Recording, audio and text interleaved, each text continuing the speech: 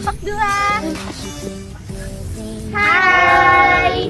Perkenalkan, nama saya Sofia Naura Ainul Fahmi. Perkenalkan, nama saya Gina Rosalina Gunawan. Saya Balkis Naifat. Saya Santi Kurniawan. Saya Steven Sebaras Putri Johannes.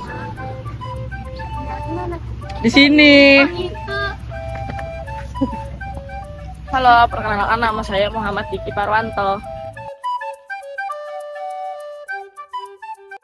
Nah, jadi kami semua ingin membahas tentang dampak positif dan negatif sosial informatika yang tentang bagian media sosial dan juga teknologi komputer.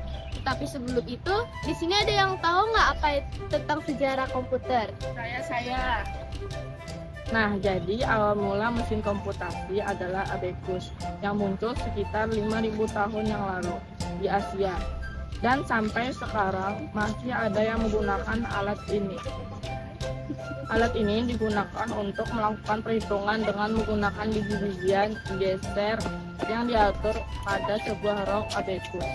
Sudah jarang orang digunakan setelah Eropa menemui pensil dan kertas.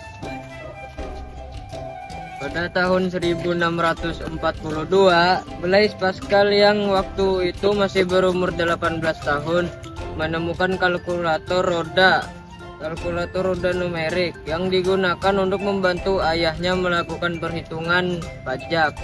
Alat ini hanya dapat digunakan untuk melakukan penjumlahan berbasis 10. Tahun 1694, Gottfried Wilhelm von Leibniz, seorang filsuf dan matematikawan Jerman, memperbaiki penemuan kalkulator roda numerik dengan membuat mesin yang dapat mengalihkan. Mulai tahun 1820, kalkulator mekanik mulai banyak digunakan orang. Charles Xavier Thomas de Colmar menemukan mesin yang dapat melakukan 4 fungsi aritmatika dasar. Nah, sekarang kalian udah tahu kan tentang sejarah komputer dikit-dikit? Sebenarnya banyak sekali perkembangan komputer, tetapi aku akan membahas tentang generasi kelima tahun 1990 sampai sekarang ini. Komputer generasi kelima merupakan komputer yang telah digunakan pada saat ini. Komputer ini menggunakan teknologi AI. Namun, komputer generasi kelima ini juga masih dalam tahap pengembangan dan pembangunan yang berfokus pada kecerdasan buatan. Selain dapat merespon manusia, komputer yang dikembangkan juga dapat beradaptasi dengan lingkungan sekitar.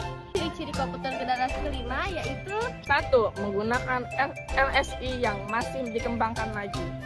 2. Memiliki fitur yang terus berkembang. 3. Sangat cepat dalam proses mendapatkan informasi.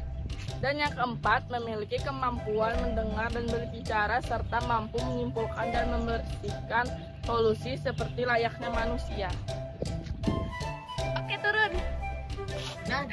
Nah guys, penggunaan komputer juga punya dampak positif loh. Dampak positifnya adalah dapat menambah pengetahuan dari berbagai macam hal yang tidak bisa kita dapatkan dari televisi, majalah, atau buku. Yang kedua, teknologi komputer mempermudah penggunanya dalam mencari informasi yang terkecil sekali yang tidak bisa diterjemah oleh buku atau memakan waktu yang sangat lama.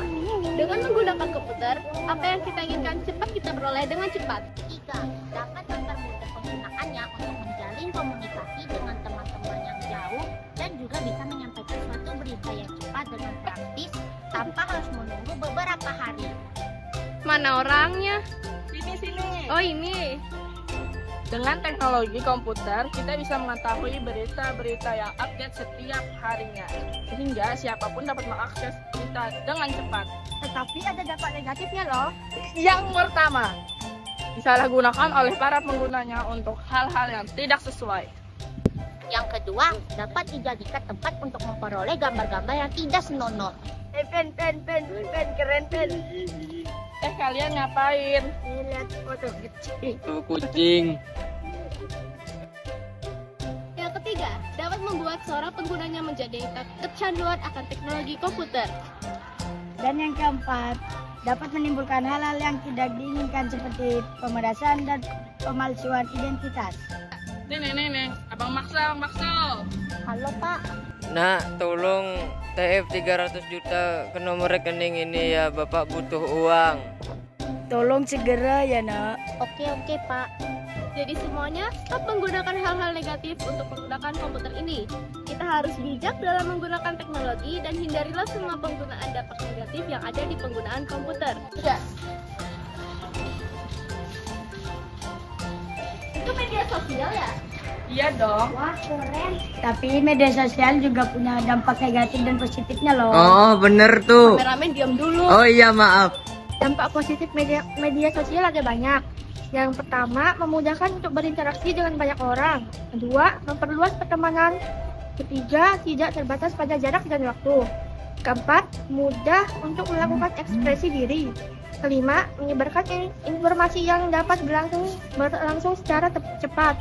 Keenam, biaya komunikasi menjadi lebih murah. Dan yang terakhir, sebagai media marketing sehingga mengembangkan bisnis online lebih mudah. Kurang ke bawah kurang ke bawah.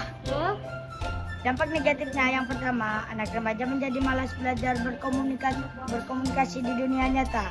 Yang kedua, maraknya pornografi yang tidak sesuai dengan budaya Indonesia. Yang ketiga, maraknya penipuan. Dan yang keempat, mudah beredarnya atau isu yang tidak jelas sumbernya dan belum memiliki kepastian yang dapat dibuktikan. 3. Nah, jadi sekarang kalian udah tahu kan dampak positif dan negatif media sosial dan jejaring penggunaan komputer. Kami semua kelompok 2, ayo sini kelompok 2. Bilang dadah. Dadah.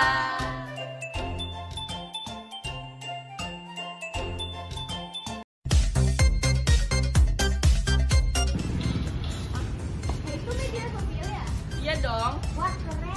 Tapi media sosial juga punya Situ.